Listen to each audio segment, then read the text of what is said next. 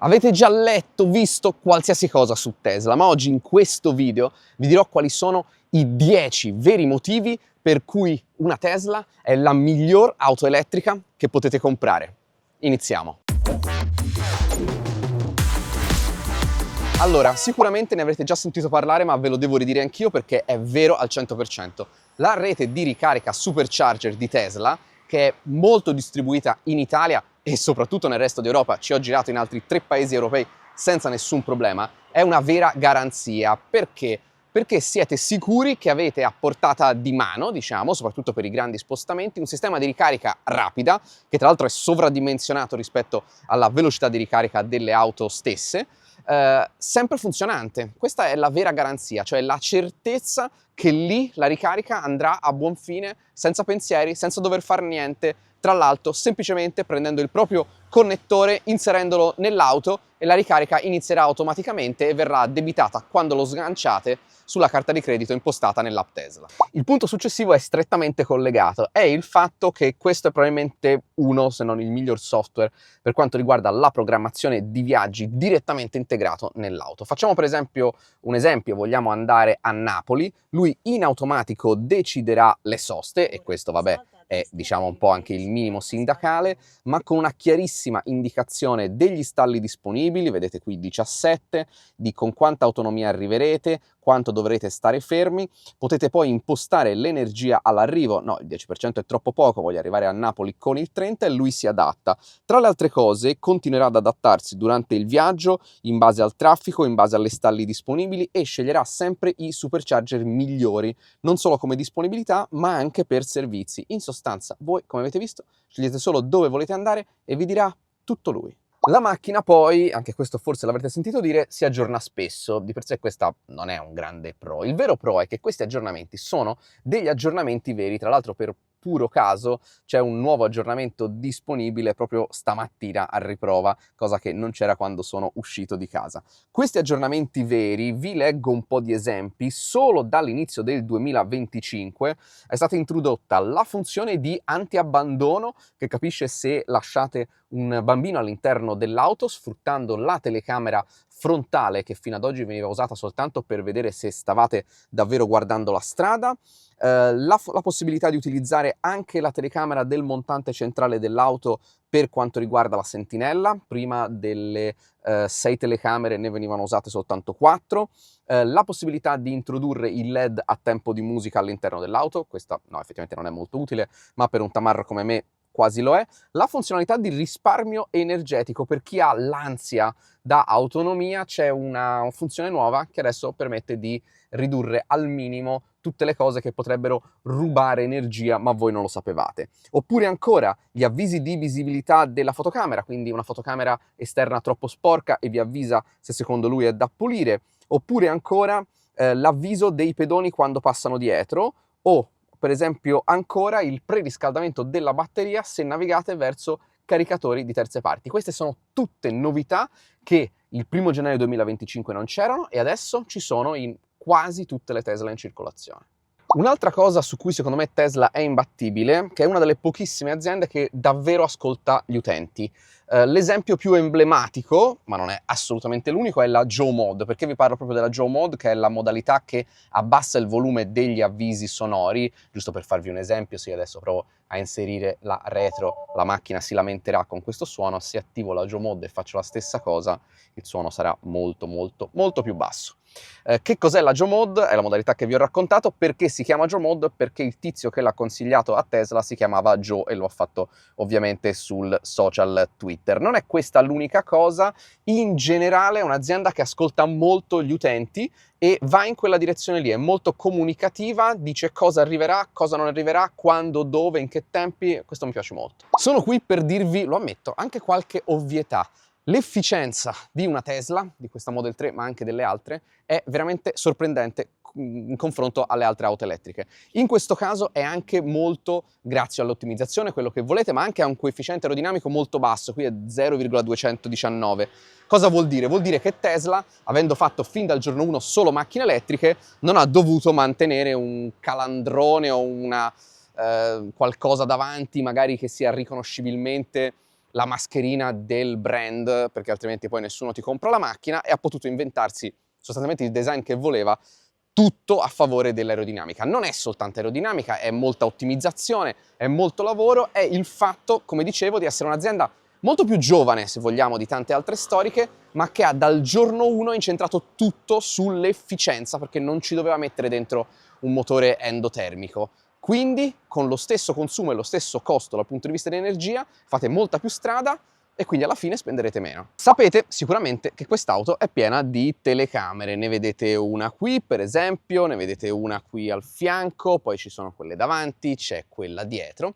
E queste telecamere, oltre a far funzionare tutto il sistema di autopilot o di guida autonoma, fanno anche un'altra cosa molto importante che da sola, per tutte quelle persone che si preoccupano della propria auto quando è incustodita, ma anche quando ci si è dentro, fa la differenza.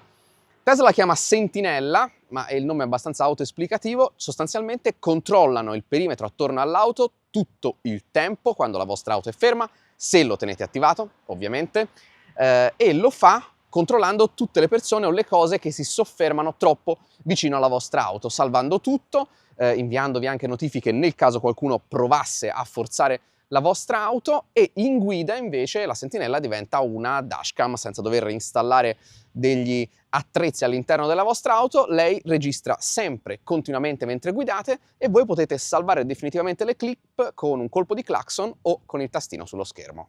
Se avete visto altri nostri video sull'automotive di recente, avrete visto che tutte le aziende, non solo quelle cinesi, si stanno concentrando sulla tecnologia. È il selling point al momento di queste auto. Tanta tecnologia raramente utile, cosa che invece non mi sento di dire di Tesla, perché ci sono delle chicche di cui poi sento la mancanza quando testo altre auto. Vi faccio qualche esempio, per esempio la fotocamera che vi mostra l'angolo cieco quando inserite la freccia, oppure per esempio ancora l'antiabbandono che va a segnalarvi se è rimasto un bambino seduto all'interno dell'auto, utilizzando semplicemente la telecamera che è già integrata all'interno del veicolo, la possibilità di raffrescare o riscaldare l'auto da remoto in tutti i suoi dettagli tramite applicazione, o addirittura programmandolo in modo che senza pensare a niente la mattina sia già pronta quando voi ci entrate dentro. Oppure una chicca che a me piace veramente tantissimo, che è l'autocambio di marcia quando fate le manovre, senza dover stare ogni volta col selettore a mettere marcia avanti, indietro, eccetera, eccetera. Lui fa tutto in automatico basandosi sul contesto, e questa è veramente una figata. Un'altra cosa molto interessante è che tutto il processo di assistenza, anche per le cose più piccole, una cucitura della pelle che è saltata, un rumorino, uno scricchiolio, si fa tutto tramite applicazione. Si fa la richiesta sfruttando tra l'altro la chat integrata, e poi da qui si viene guidati passo passo fino al momento dell'appuntamento. È veramente molto pratico. Poi tra l'altro, stando a quello che ho visto online, le problematiche, anche quelle più piccole, vengono comunque praticamente quasi sempre prese molto sul serio, e questo sicuramente fa onore a Tesla, e il processo è molto meno tedioso, diciamocelo, di alzare il telefono, se vi rispondono, cercare di convincerli a guardare la vostra auto, fissare un appuntamento in un orario in cui vi è sicuramente scomodo. Insomma, a me questo processo piace molto. A mio parere, seppur molti critici dicano che siccome è fatto tutto con le telecamere, è vetusto, eccetera, eccetera, l'autopilot di Tesla è molto più avanti dei concorrenti. Escludendo qualche player cinese, e quando parlo di autopilot parlo prima di tutto della funzione che c'è anche in Italia, sì, il nome è un po' ambiguo, diciamocelo, che è sostanzialmente un cruise control adattivo che al massimo può diventare un'autosterzatura. Tra l'altro non funziona più se cercate di fregare l'autosterzatura, quindi molta attenzione anche alla sicurezza, che è un cruise control molto avanzato, che funziona con le telecamere dell'auto. L'avevo provato per la prima volta circa 5 anni fa su una Model X, ed era, diciamocelo, tutt'altra cosa. C'erano frenate fantasma, era molto meno preciso. Questo è un sistema molto più modulare, molto più aggiornabile, e che negli anni, come si è visto, può decisamente migliorare in modo sensibile. Non solo questo autopilot, ma anche quello che sicuramente avevate in testa se non conoscevate Tesla. Tesla lo chiama invece il full self-driving, quindi la vera guida autonoma. Anche in quel caso lì l'azienda è molto più avanti degli altri, infatti è praticamente l'unica al momento di cui si sappia essere attivamente in tutta Europa al lavoro per portarlo appunto nel nostro continente con le autorità, ma anche con macchine che sono già in circolazione per le strade.